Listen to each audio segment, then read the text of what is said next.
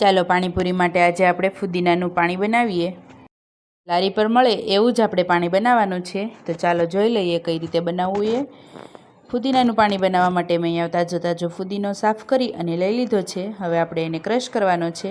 તો મિક્સર જારમાં મેં 2-3 બરફના ટુકડા ઉમેરી અને એમાં હું ફુદીનો ઉમેરી દઉં છું। બરફના ટુકડા ઉમેરવાથી એનો કલર કાળો નહીં થાય, એવો ને એવો જ મસ્ત ગ્રીન કલર આવશે। તો ફુદીનો મેં ઉમેરી દીધો છે। મેં ફુદીનાને ક્રશ કરી લીધો છે। તો આપણે એને હવે એક વાસણમાં લઈ લઈએ।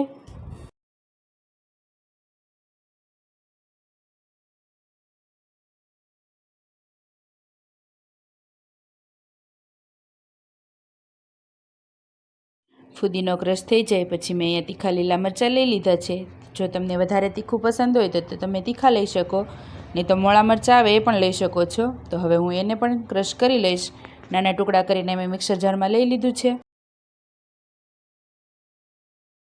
મરચાં પણ મેં ક્રશ કરી લીધા છે। તો આપણે પણ એને એક હવે અલગ વાસણમાં લઈ લઈએ।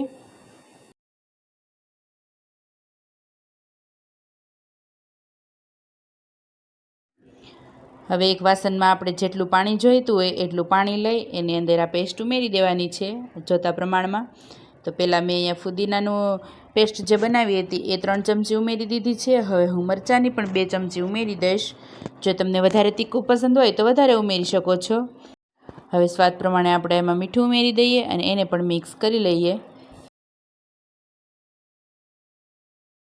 આ પાણીને હવે વધારે ચટપટું બનાવવા માટે મેં 2 લીંબુ લઈ લીધા છે મોટા મોટા, એનો રસ પણ ઉમેરી દઈએ। તો મેં લીંબુ પણ ઉમેરી દીધું છે। તો એને પણ મિક્સ કરી લેવાનું છે।